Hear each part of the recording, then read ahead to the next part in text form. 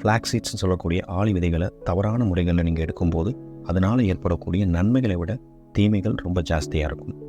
அந்த தவறான முறைகள் என்னென்ன அப்படிங்கிறத தெரிஞ்சுக்கிட்டு இதை எப்படி ஓவர் கம் பண்ணுறது அப்படிங்கிறதையும் இந்த வீடியோவில் பார்க்க போகிறோம். ஸ்கிப் பண்ணாமல் பாருங்கள். நம்பர் 1, ஃப்ளாக்ஸ் சீட்ஸ் ஹோலாக டைரெக்டாக அப்படி எடுக்கக்கூடாது. ஏன்னா இது டைஜஸ்டிவ் இஷ்யூவை ப்ரொடியூஸ் பண்ணும். இதனால் இதில் இருக்கக்கூடிய முக்கியமான ஊட்டச்சத்துக்களான ஒமேகா 3 ஃபேட்டி ஆசிட் இன்னும் சில நுண் சத்துக்கள் உங்களுக்கு கிடைக்காம போயிடும்.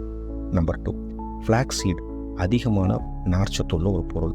ஸோ குறைவான தண்ணீர் கூட நீங்கள் சேர்த்து எடுக்கும்போது என்ன ஆகும்னா உங்கள் இண்டஸ்டைனில் உள்ள அதிகமான தண்ணீர் எது உறிஞ்சி எடுத்துக்கும். இதனால் உங்களுக்கு மலச்சிக்கல், ப்ளோட்டிங், பிளாக்கேஜ் கூட ஏற்படலாம். 3வது, ராவா, அதாவது ஊற வைக்காமையோ பவுடர் ஆக்காமையோ நீக்க நிறைய எடுக்கும்போது என்ன ஆகும்னா இதில் உள்ள பைட்டிக் ஆசிட், சயனோஜெனிக் கிளைகோசிட் அப்படிங்கிற பொருள் என்ன பண்ணுன்னா ஊட்டச்சத்துக்களுடைய அப்சார்ப்ஷனை குறைச்சிடும். அதுக்கடுத்து நீங்கள் குக்கிங்கில் ஃப்ளாக்ஸ் சீட் ஆயிலை அதிகமான ஹீட்டில் பயன்படுத்துறீங்க அப்படின்னா இது ரொம்ப சென்சிட்டிவான ஒரு ஆயில். ஸோ அதிகமான டெம்பரேச்சரில் பிரேக் டவுன் ஆகிடும். இதனால் அதில் இருக்கக்கூடிய ஒமேகா 3 ஃபேட்டி ஆசிட் டெஸ்ட்ராய் ஆகிடும். கூடவே சில ஹார்ம்ஃபுல்லான காம்பவுண்டையும் இது கிரியேட் பண்ணிடும். பெஸ்ட் ஃப்ளாக்ஸ் சீட் ஆயிலை ரொம்ப குளிர்ச்சியாக பயன்படுத்துங்க. சாலட், ஸ்மூதிஸ் இந்த மாதிரியான பொருட்களோடு சேர்த்து பயன்படுத்துங்க. 5வது பார்த்தீங்கன்னா இது எப்படி ஸ்டோர் பண்ணுறது.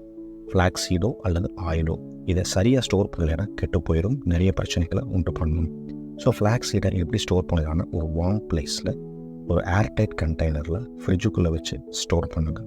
ஓப்பனாக வைக்காதீங்க. அதுக்கடுத்து பார்த்தீங்கன்னா அதிகமான அளவில் எடுத்துக்கிறது. நல்ல பொருள் அப்படின்னாலுமே அதுக்கும் ஒரு குவான்டிட்டி இருக்குது. மினிமம் 1 ஸ்பூன், 1.5 ஸ்பூன், அதாவது டேபிள் ஸ்பூன், அவ்வளோதான். ஸ்டார்டிங்லேயே நீங்கள் 1 ஸ்பூன் எடுத்துக்கணுங்கிற அவசியம் இல்லை. 1/2 டீஸ்பூனில் இருந்து ஸ்டார்ட் பண்ணுங்கள். உங்களுக்கு ஏதாவது தொந்தரவு கொடுக்குதா அப்படிங்கிறத பாருங்கள். டயரியா, கேஸ், அப்டாமினல் டிஸ்கம்ஃபர்ட் இந்த மாதிரிலாம் இருக்கான்னு பார்த்துக்கிட்டு அதுக்கப்புறம் யூஸ் பண்ண ஆரம்பிங்க. அதிகமான டோஸ் நீங்கள் எடுக்கும்போது என்ன ஆகும்னா இது சில மருந்துகளோட இன்டர்ஃபியர் பண்ணும். குறிப்பாக பிளட் தின்னர், பிளட் கிளாட் ஆகாமல் இருக்கிறதுக்காக கொடுக்கக்கூடிய மருந்துகள், தைராய்டு மெடிசின்ஸ், அதுக்கப்புறம் டயபெட்டிஸ் கொடுக்கக்கூடிய ட்ரக்ஸ், இது எல்லாமே இன்டர்ஃபியர் ஆக்ஷன்.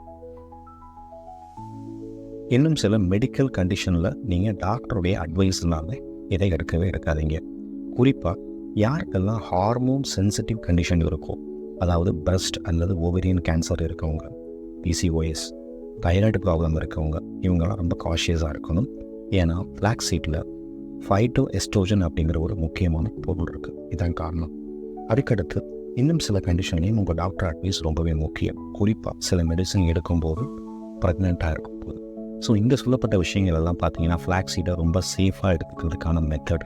ஸோ நீங்கள் தவறான முறையில் ஃப்ளாக்ஸ் சீட் எடுத்துக்கிட்டீங்க அப்படின்னா அதனால் கிடைக்கக்கூடிய நன்மைகள் உங்களுக்கு கிடைக்காமல் போகலாம்.